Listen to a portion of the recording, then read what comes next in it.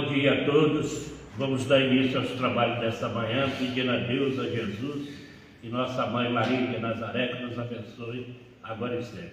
Hoje aparece destacado do amigo Rogério com o tema O Dever. Vou ler uma página e em seguida passar a palavra para cima.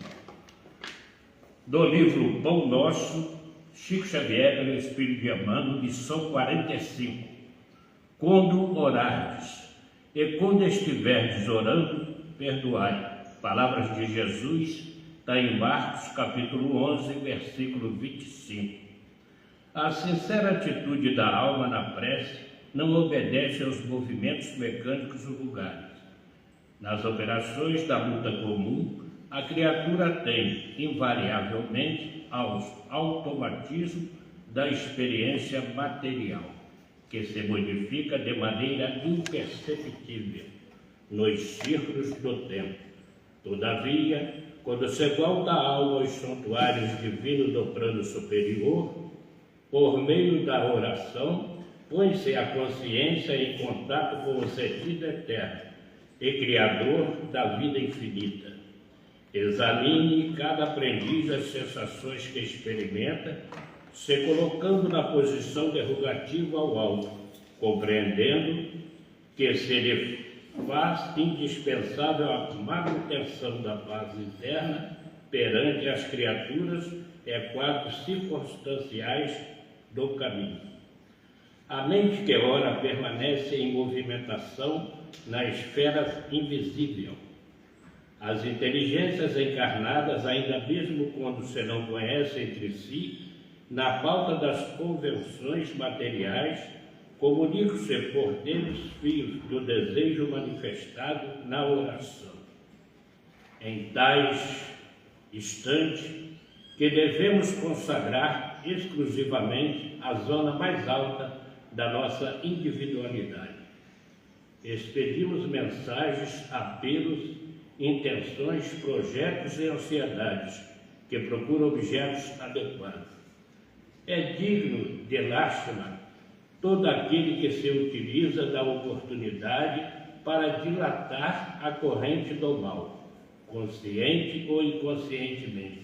E por este motivo que Jesus, compreendendo a carência de homens e mulheres isentos de culpa, lançou este expressivo programa de amor em benefício de cada discípulo do Evangelho.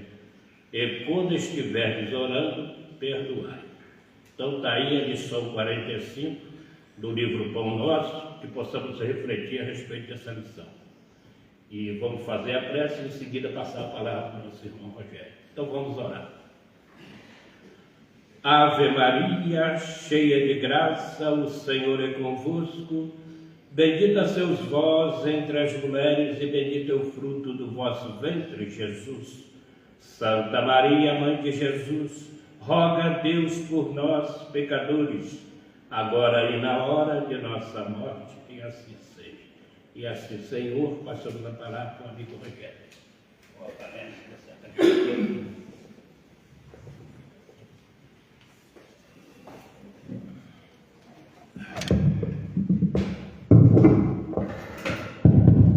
Bom dia a todos.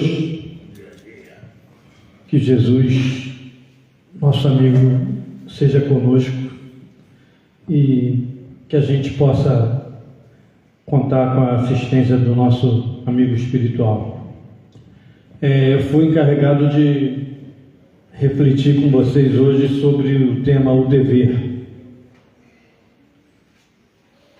Está no Evangelho segundo o Espiritismo, no capítulo 17. É o capítulo Sede Perfeitos. E o dever é o item 7.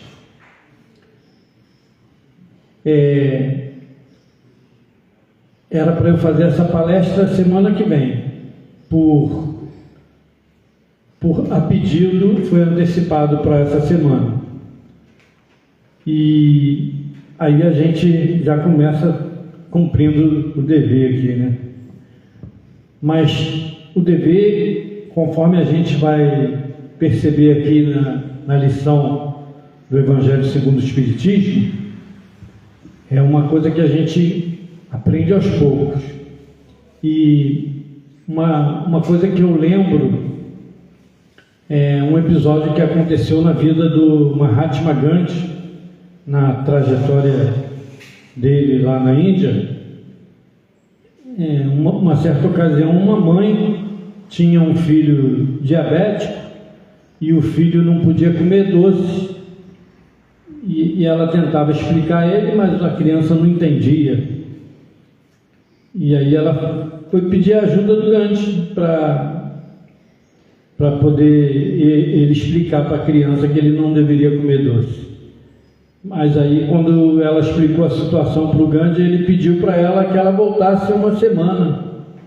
Ela foi embora e voltou na semana seguinte. Aí, na semana seguinte, ele sentou com o menininho e explicou para ele, e pediu para ele não comer o doce. Explicou e pediu para ele não comer o doce. Aí o menininho disse que ia se esforçar para não comer o doce. Aí a mãe depois questionou ele: mas por que você pediu para eu voltar e agora só pediu para ele não comer doce? Aí ele explicou para ela: é que eu também como doce. Como é que a gente vai falar para o outro não fazer aquilo que a gente faz, né? É uma lembrança. Então a gente precisa ter moral para fazer as coisas, né? Bom, para a gente falar um pouquinho, meditar um pouquinho sobre essa questão, a gente precisa ler a passagem, né, do item 7. Ela diz assim: o dever é a obrigação moral da criatura para consigo mesma primeiro, e em seguida para com os outros. O dever é a lei da vida. Com ele, deparamos nas mais ínfimas particularidades, como nos atos mais elevados. Quero aqui falar apenas do dever moral e não do dever que as profissões impõem. Na ordem dos sentimentos, o dever é muito difícil de cumprir-se, por se achar em antagonismo com as atrações do interesse e do coração. Não têm testemunhas das suas vitórias e não estão sujeitas à repressão suas derrotas. O dever íntimo do homem fica entregue ao seu livre arbítrio. O aguilhão da consciência, guardião da probidade interior, o adverte e sustenta, mas muitas vezes mostra-se impotente diante dos sofismas da paixão. Fielmente observado, o dever do coração eleva o homem. Como determiná-lo, porém, com exatidão? Onde começa ele? Onde termina? O dever principia para cada um de nós, ou cada um de vós, exatamente no ponto em que ameaçais a felicidade ou a tranquilidade do vosso próximo. Acaba no limite que não desejais ninguém transponha com relação a vós. Deus criou todos os homens iguais para a dor, pequenos ou grandes, ignorantes ou instruídos, sofrem todos pelas mesmas causas, a fim de que cada um julgue em sã consciência o mal que pode fazer. Com relação ao bem, infinitamente vário nas suas expressões, não é o mesmo critério. a igualdade em face da dor, é uma sublime providência de Deus que quer que todos os seus filhos, instruídos pela experiência comum, não pratiquem o mal, alegando ignorância de seus efeitos. O dever é o resumo prático de todas as especulações morais. É uma bravura da alma que enfrenta as angústias da luta. É austero e brando, pronto a dobrar-se às mais diversas complicações. Conserva-se inflexível diante das suas tentações. O homem que cumpre o seu dever ama a Deus mais do que as criaturas e ama as criaturas mais do que a si mesmo. É a um tempo juiz e escravo em causa própria. O dever é o mais belo laurel da razão. Descende desta como de sua mãe o filho. O homem tem de amar o dever não porque preserve de males a vida, males aos quais a humanidade não pode subtrair-se, mas porque confere à alma o vigor necessário ao seu desenvolvimento. O dever cresce e irradia sobre a mais elevada forma em cada um dos estágios superiores da humanidade. Jamais cessa a obrigação moral da criatura para com Deus. Tem esta de refletir as virtudes do Eterno, que não aceita esboços imperfeitos, porque quer que a beleza de a sua obra resplandeça a seus próprios olhos.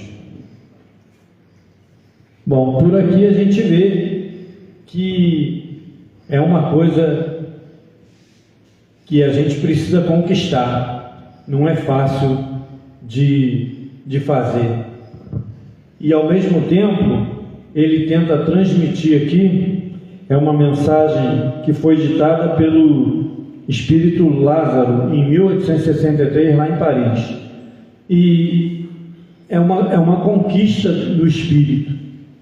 E ao mesmo tempo ele dá uma abordagem em tudo que a gente aprende da doutrina espírita, em tudo que a gente aprende do que o espírito tem que vivenciar para chegar à perfeição. E ele se atém aqui ao dever justamente do espírito, não do homem encarnado, porque há muitas formas de deveres. Nós, como homens, como espíritos encarnados, nós temos as nossas necessidades básicas, da nossa sobrevivência e das nossas interações uns com os outros. Mas não é disso que ele está falando, ele cita lá no início. Ele fala do dever moral. Então é uma conquista nossa de espírito, porque a gente aprende na própria doutrina que nós fomos criados simples e ignorantes, e que para a gente chegar à perfeição a gente precisa viver experiências. Então só na vivência dessas experiências é que a gente vai se descobrindo, que a gente vai conquistando a nossa identidade espiritual, a gente vai construindo essa identidade. E ele coloca aqui justamente que para fazer isso, é uma obrigação moral com a gente mesmo primeiro e depois com os outros. Então primeiro a gente precisa se conhecer.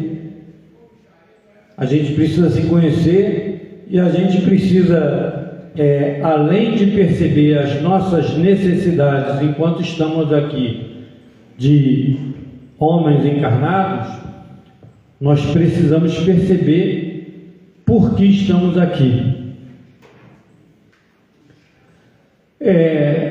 Para a gente desenvolver esse tema, eu comecei pesquisando o que quer dizer dever. E no site sinônimos.com.br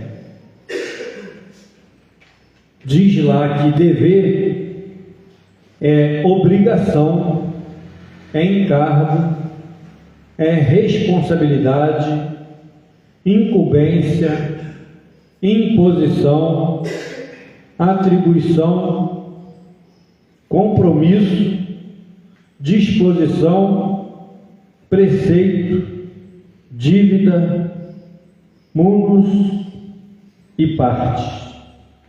E diz também num outro sentido que é trabalho, exercício. No primeiro parágrafo, quando a gente começa a leitura, ele fala da obrigação moral.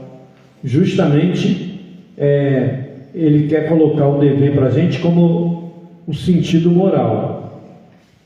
Obrigação moral com a gente mesmo e com os outros. E ele fala na lei da vida. E que o dever interfere na vida da gente nas menores situações como nas mais elevadas. Então está sempre presente, porque na nossa vida a gente precisa estar sempre tomando decisões, sempre decidindo. Nós fomos criados para viver em sociedade. A gente sozinho, a gente não consegue se desenvolver e acaba até recrudescendo, se embrutecendo por não se desenvolver.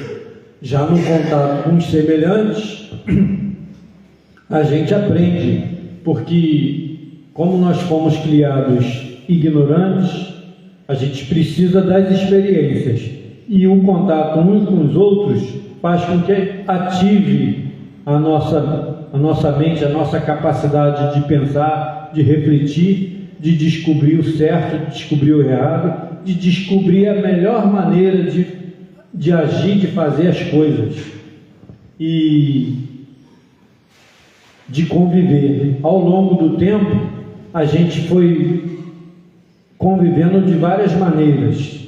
No princípio, a convivência nossa era só pelas satisfações das necessidades físicas, e o homem muitas vezes sobrepôs a sua força em relação ao outro para conquistar o que queria, pensando em si primeiro. E com relação à mulher, pela necessidade da procriação, o relacionamento também muitas das vezes foi à base da força. E acontecia então a atividade sexual para promover a procriação. Mas ao longo do tempo foi se percebendo a necessidade de se conviver em grupo para que a gente vivesse melhor, para que a gente tivesse mais chance de sobreviver e melhores condições de vida, melhores condições de se alimentar, melhores condições de viver num habitat melhor, e a necessidade da interação, e até para prover os alimentos, para prover os recursos que nos protegeriam das intempéries naturais. Então tudo isso a gente foi desenvolvendo na mentalidade, na convivência, e as coisas vão mudando. Como a gente tem hoje melhores condições de vida, a gente vive em casas muito bem planejadas, com tudo à nossa disposição. A nossa convivência hoje é mais articulada no convívio social, através da conversa, através do diálogo, do entendimento. A gente chega a acordos de convivência pacífica, amistosa e até mais íntima, amorosa. A gente forma família através das afinidades, das afeições. Não é mais como antigamente.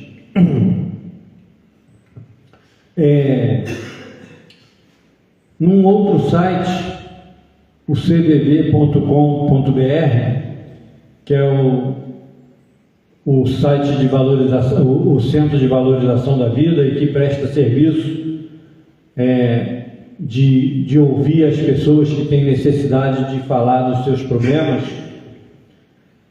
Nesse site, eu pesquisei sobre o sentido da vida, e lá está assim: encontrar a si mesmo naquilo que se faz e conseguir se reconhecer, ou conhecer-se de novo nisso.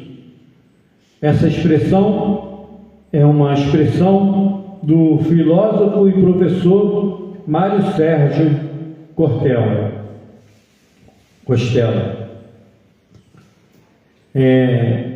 Na revista britânica sobre o significado da vida, foi feita uma pesquisa e 17% das pessoas dizem que o sentido da vida é aproveitar a vida enquanto puder. 11% respondeu que a vida simplesmente não tem sentido. E 2% diz que a vida é simplesmente um mistério.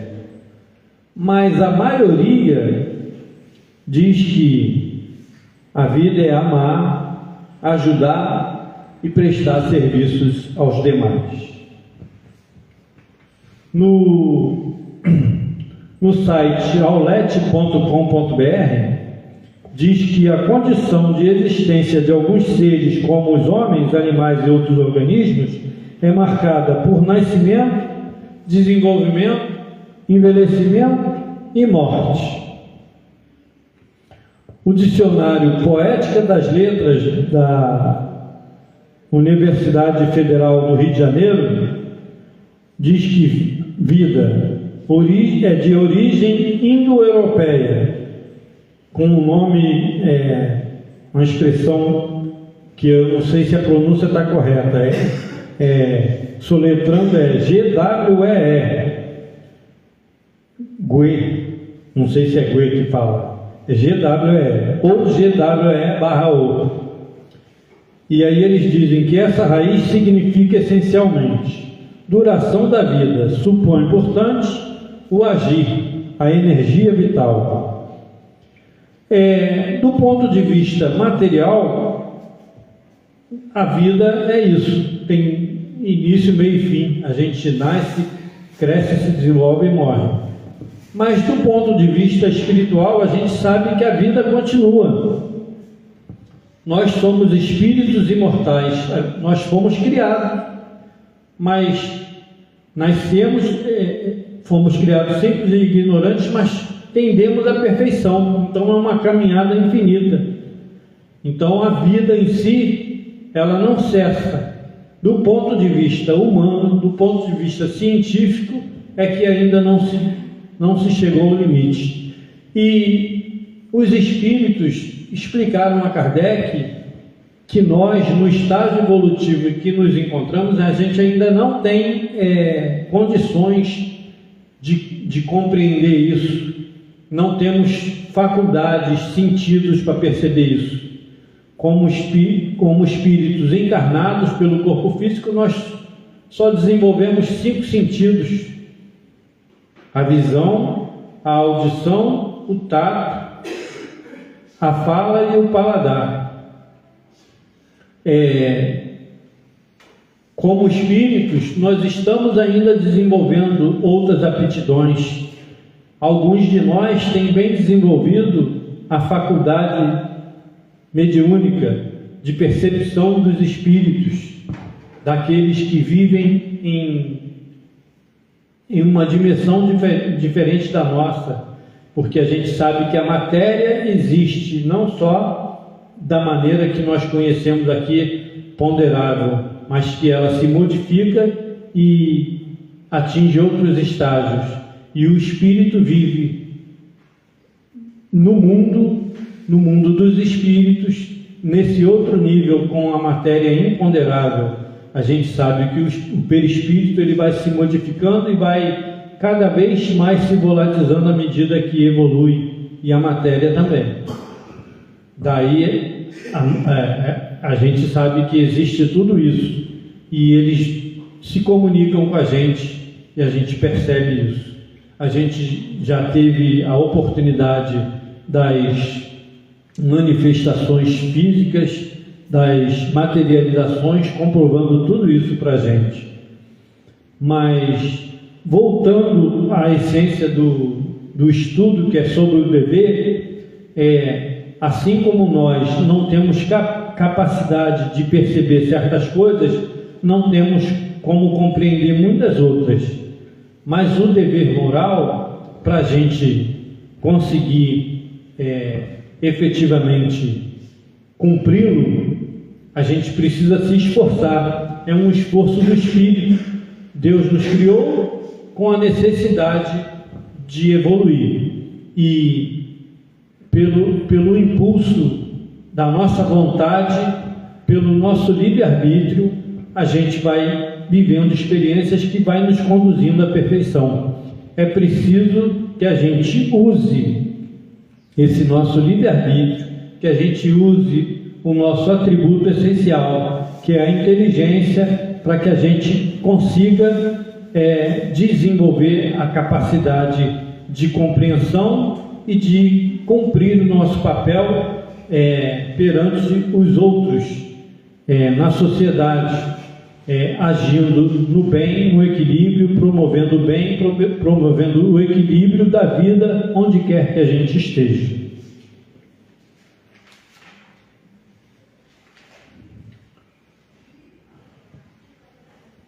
Desde que o homem existe, a gente busca o sentido da vida.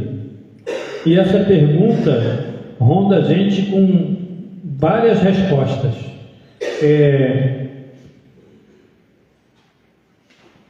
Viktor Frankl explica isso para a gente nessas questões. E a gente viu, e a revista Veja publicou em setembro de 1999 o resultado dessa pesquisa, e na qual se perguntava: se você estivesse na presença de Deus e pudesse lhe fazer apenas uma pergunta, o que indagaria? E 46% dos entrevistados responderam que perguntariam qual é o sentido da vida. E para muitos de nós, o sentido da vida é algo distante.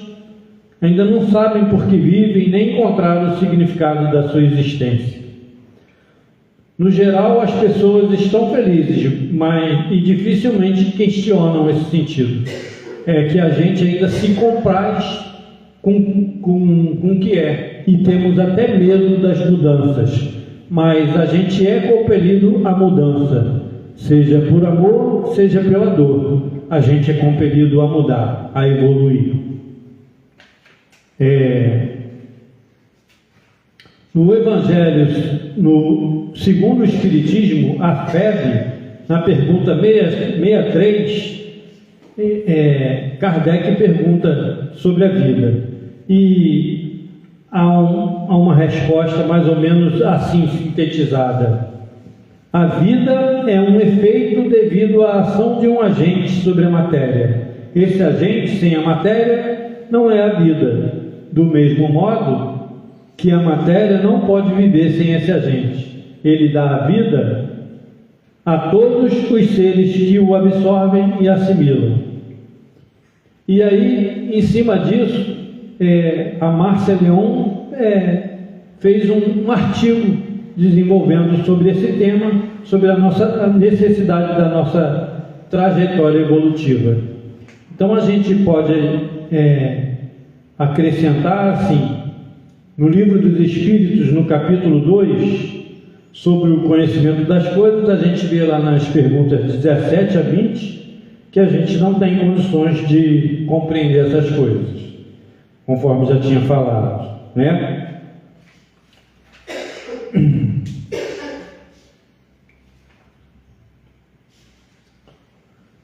E para efetivamente cumprir o dever, é necessário que a gente se esforce por desenvolver as nossas aptidões morais, as nossas virtudes. É preciso que a gente se conheça, e é preciso que a gente olhe o próximo.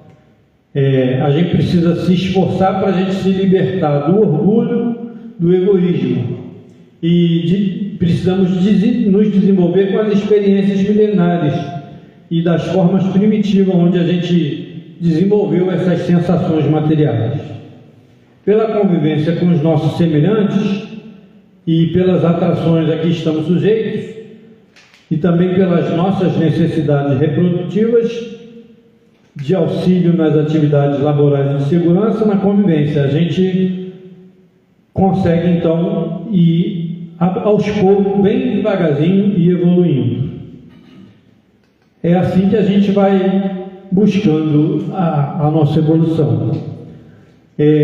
Aí, a partir daí, a gente observa um outro aspecto. A gente aprendeu lá atrás sobre as leis de Deus, os 10 mandamentos, e aí mais tarde Jesus veio até nós falar para a gente do reino de Deus, e aí plantou uma sementinha em nós de que a vida continua e de que o reino de Deus ainda não é aqui. E aí ele plantou a sementinha de que somos espíritos e de que a gente precisa viver hoje aqui da melhor maneira para que a gente consiga atravessar para o lado de lá em melhores situações, para que a gente vá se espiritualizando. E aí a gente vê o dever nosso, o dever da humanidade, a conquista de cada um. E a gente vê que nem todos nós conseguimos ainda cumprir isso. A gente vai ver através da doutrina dos espíritos, através da escala dos espíritos, a diversidade de nível de cada um conforme as experiências que já tenha vivido. E a gente vai ver na trajetória de Jesus, quando o homem chega no patamar de homem integral e consegue dar conta das suas responsabilidades perante Deus, perante a vida.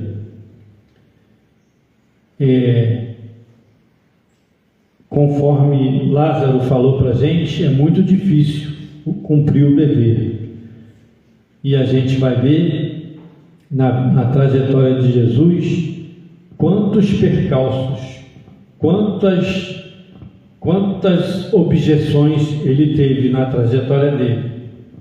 Ele começa pregando, e à medida que ele vai pregando, e ele começa a mostrar as suas capacidades, e à medida que ele vai amparando os oprimidos, os doentes, os enfermos, à medida que ele vai curando, ele era questionado por aqueles que achavam que tinham todo o conhecimento, toda a sabedoria e que achavam que tinha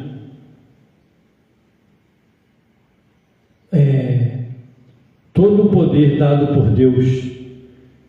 E à medida que ele curava, ele era questionado. Ele era questionado se fazia cura no sábado.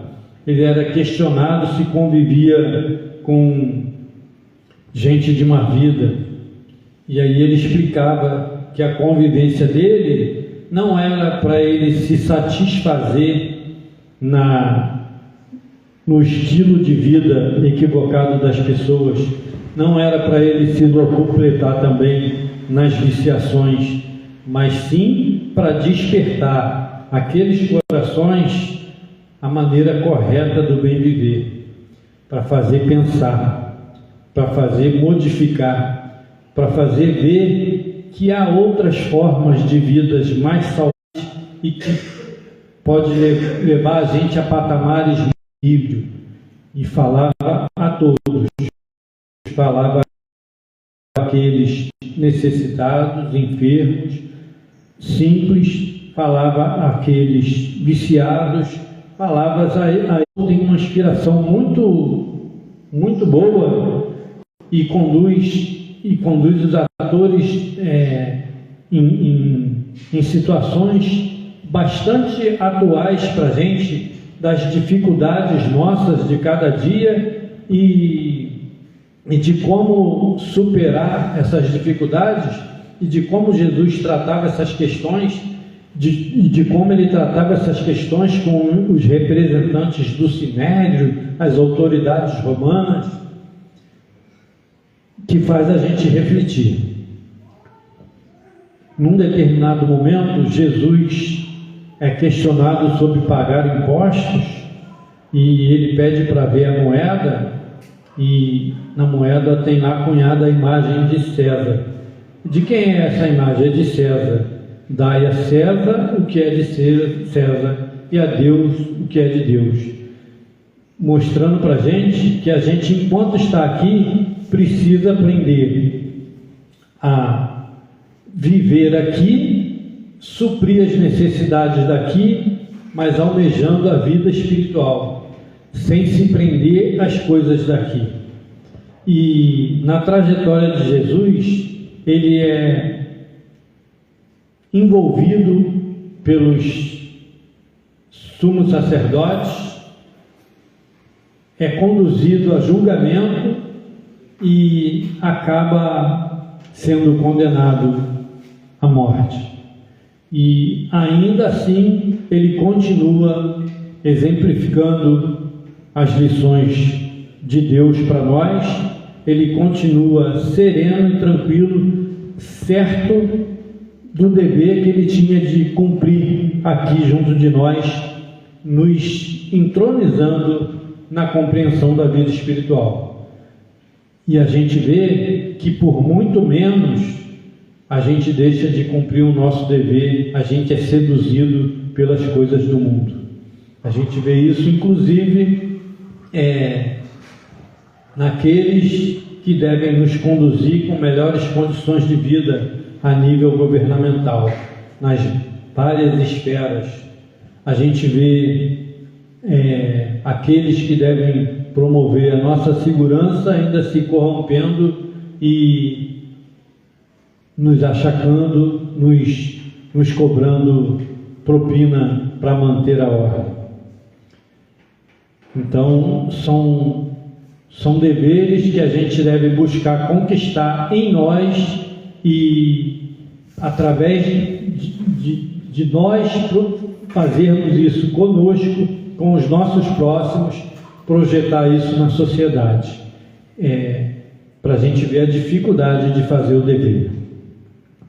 A gente vê o testemunho de Abigail, o testemunho de Estevão, na vida que tiveram, é contado no livro Paulo e Estevão, na vida que tiveram sofrida, humilde, com a pressão da vida da época sob o Império Romano, perdendo tudo que tinham, perderam os pais, perderam o lar, perderam tudo e não perderam a fé em Deus, não perderam a confiança em Deus, mantiveram o dever, a conduta íntegra no caminho do bem, no caminho correto. É isso que a gente precisa aprender. Nós vemos também Paulo, que conhecia todas as leis das Escrituras Sagradas e que julgava que estava fazendo o seu papel de homem da lei, de doutor da lei, e perseguia os cristãos, até que teve aquele encontro com Jesus na estrada de Damasco, e aí modificou a sua conduta e conseguiu cumprir a sua missão, a sua tarefa como espírito, o seu dever. Então, muitas das vezes, cumprir o dever é preciso muita reflexão, porque, como está aqui na primeira parte aqui, com ele deparamos nas mais ínfimas particularidades como nos atos mais elevados da nossa vida. A gente vê tudo isso. Tem um filme muito interessante que talvez vocês já tenham visto, mas que eu já vi algumas vezes agora recentemente, justamente para vir aqui falar para vocês que é a trajetória da irmã Dulce. A gente sabe a trajetória do Chico Xavier, nosso médium querido, que nos inspirou, que tudo mas como o Chico é espírita e a gente já conhece muito bem, eu não quis falar dele. Então, eu estou trazendo para vocês aqui a trajetória da Madre Teresa de Calcutá. Deus é interessante, Deus faz tudo muito bem e Deus cuida de todos nós, católicos, protestantes, espíritas,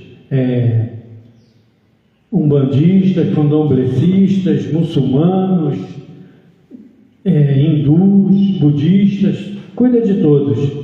E veja bem, no mesmo ano, 1910, nasceu aqui em Minas Chico Xavier e trouxe para a gente o exemplo de vida que um espírito deve, como um espírito deve viver encarnado para realmente ascender, se espiritualizar, merecer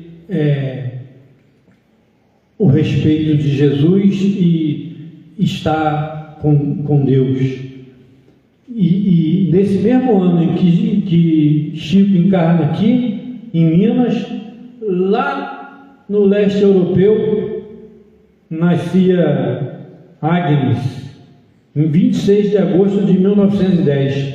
Lá no leste europeu, na Estônia. E os irmãos e os pais delas chamavam ela de Gondia. Aos 8 anos, na convivência familiar, eles chamavam ela de Gondia, que significa botão de rosas. E ela conviveu com a família, e lá no leste europeu também tinha essa diversidade de religiões, e os muçulmanos e os hindus também, e tinham católicos também. E ela conviveu. O pai dela tinha uma estabilidade financeira, tinha bons contatos, e estava ela convivendo familiarmente lá com ele, lá com 8 anos de idade, e de repente batem no portão da casa, pedindo ajuda, pedindo desesperadamente para entrar. Vão ver um grupo de muçulmanos pedindo ajuda, e tinham levado o chefe da família deles, pai e filho, e estavam agredindo eles. Aí ele deixou a família entrar, e aí o outro grupo que estava agredindo vai até eles e reclama, porque ele dá guarida para o pessoal. Ele, cadê está lá com o prefeito.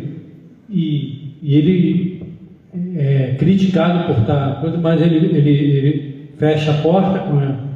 E aí a família recebe a todos lá, cuida deles, enquanto isso ele vai lá junto com o grupo e com o prefeito e acaba argumentando e trazendo de volta o pai e o filho para o convívio familiar e dá assistência. Então essa menina Agnes cresce vendo a conduta do pai, assistindo aos semelhantes de origem católica numa nação em que a maioria era muçulmano e hindu.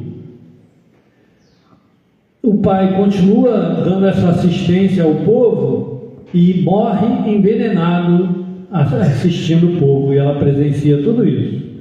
E ela vai crescendo e percebe algumas influências que recebe. Quando faz 18 anos, ela fala para a mãe: mãe, eu quero ser freira, eu tomei a decisão, eu vou ser freira.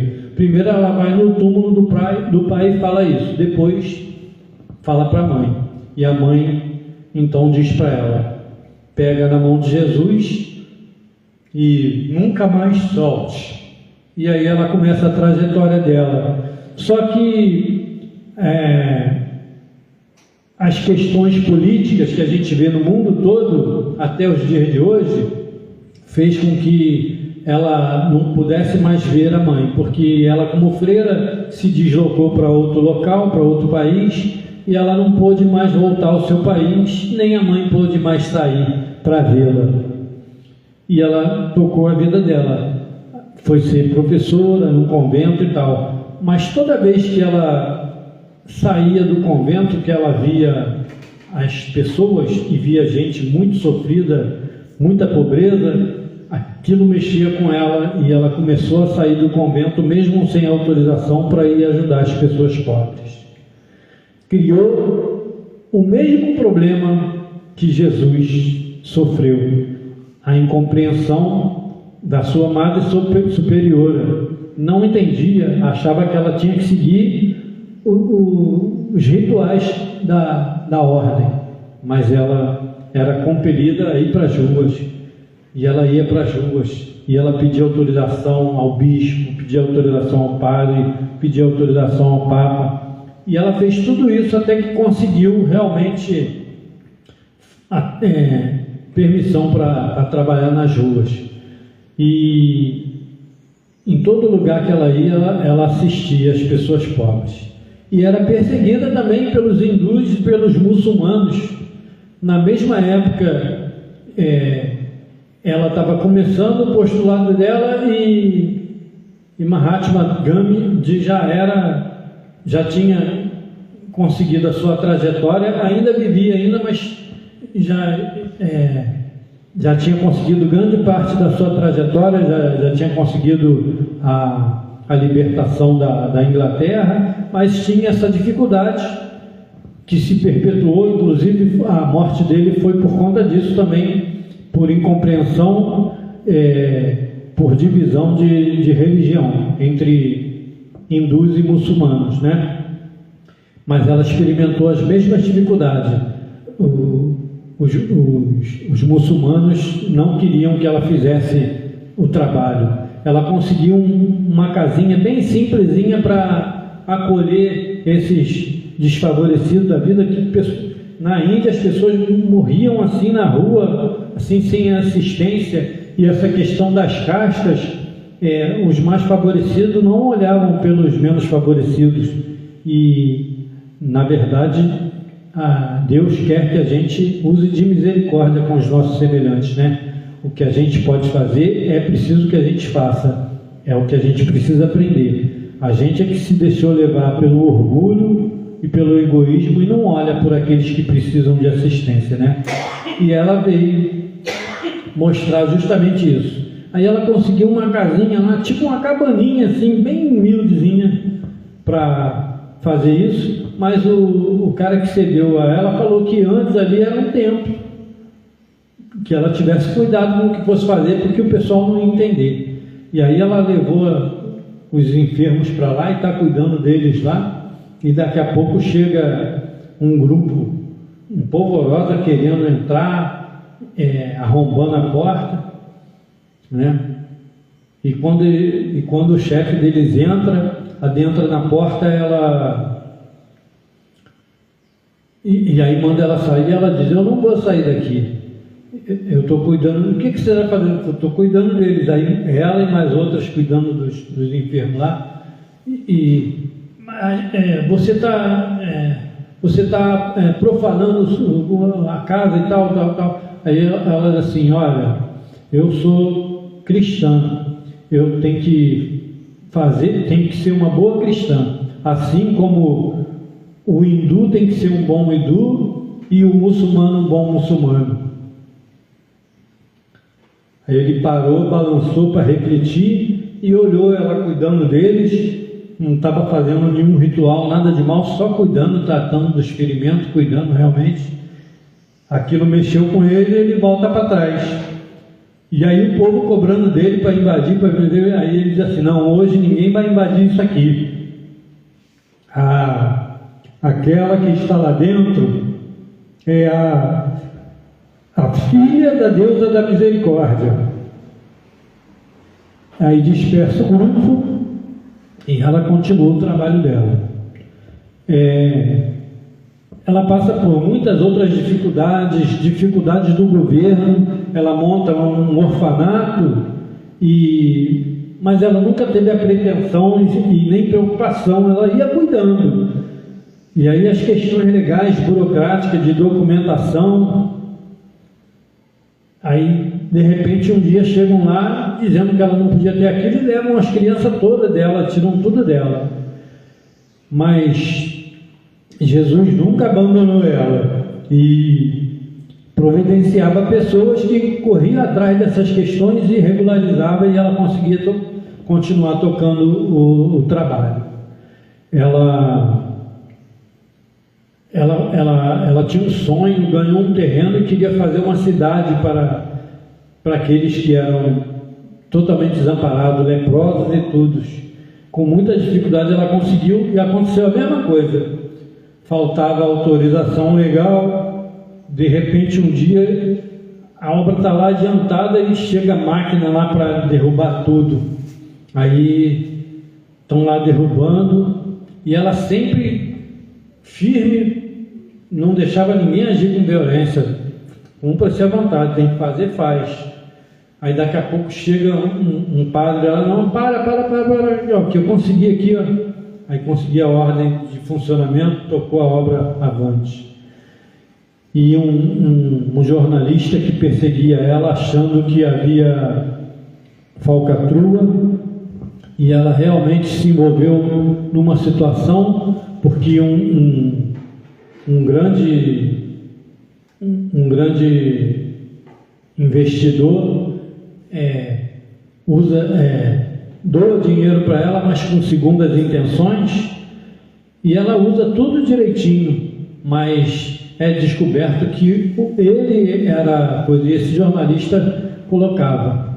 Mas aí eles conseguem provar que a maldade partia dele, e ela devolve o dinheiro todinho deles. Quer dizer, ela não devolve o dinheiro, mas ela leva eles lá e diz assim: quer o dinheiro de volta? Tá aí, ó. O dinheiro era a alimentação e as crianças comendo. O que eu usei foi nisso aqui, ó. É nisso que é usado. Eu não tenho culpa se ele agiu de má fé.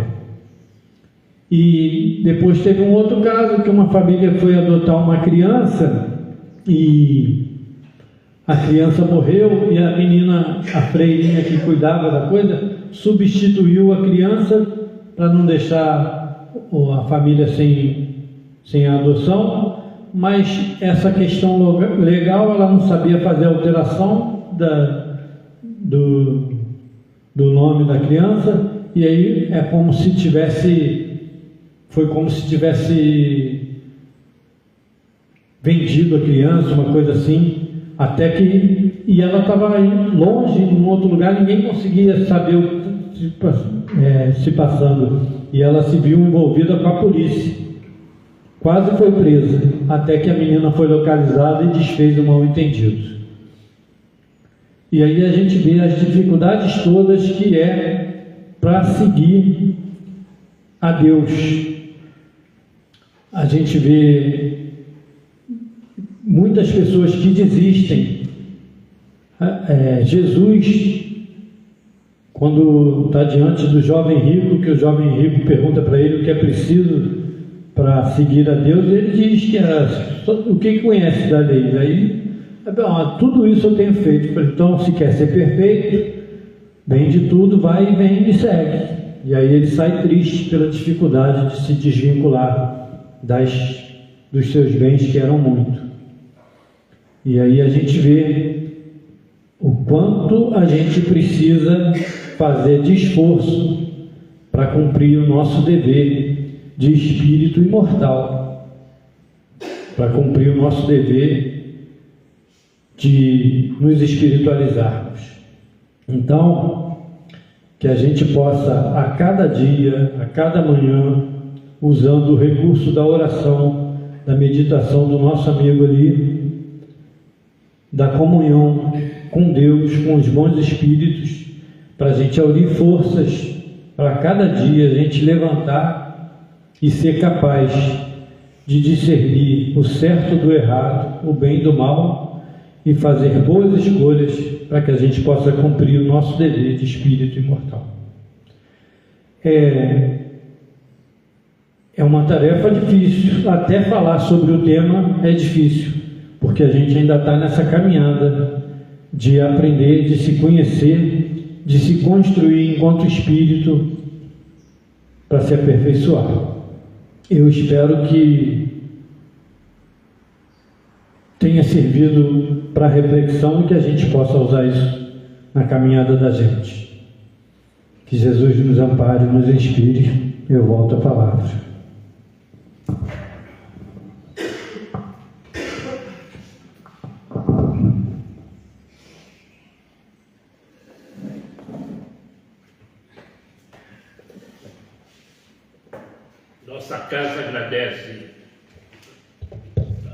Nossa casa agradece o Rogério pelo estudo de hoje.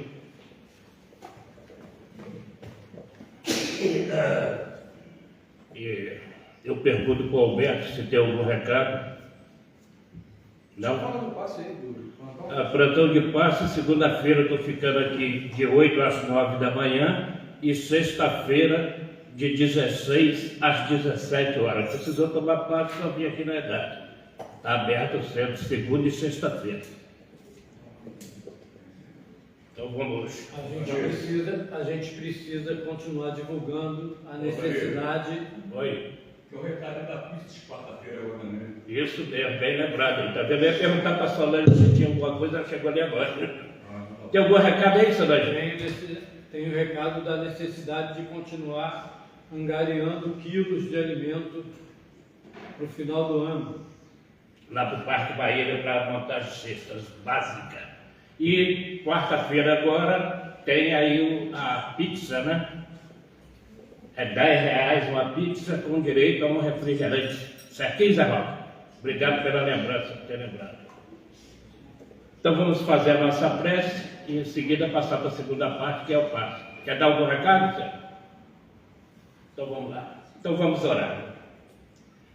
Querido Jesus, bondoso amigo, abençoa cada um de nós nessa manhã, abençoa as pessoas que estão nos assistindo, abençoa os hospitais, presídios e asilos da região, abençoa os países do mundo inteiro, em especial o Brasil, a pátria do Evangelho. E vamos lembrar com carinho de Jesus dizendo assim: Jesus de Nazaré, quando esteve na terra, nada exigiu, surgiu como se fosse uma brisa perfumada em manhã de sol. Jesus não fundou nenhuma doutrina, viveu com todos, mas não se permitiu pertencer a ninguém. Veio à terra nos trazer o amor, amar a Deus sobre todas as coisas e ao próximo como a ti mesmo. Esse mesmo Jesus nós agradecemos assim. Obrigado, Senhor, por esses momentos de paz, ao te sentirmos aqui em vibrações fraternais. Abençoa-nos, Senhor, hoje e sempre. Graças a Deus. Desculpa aí, filho.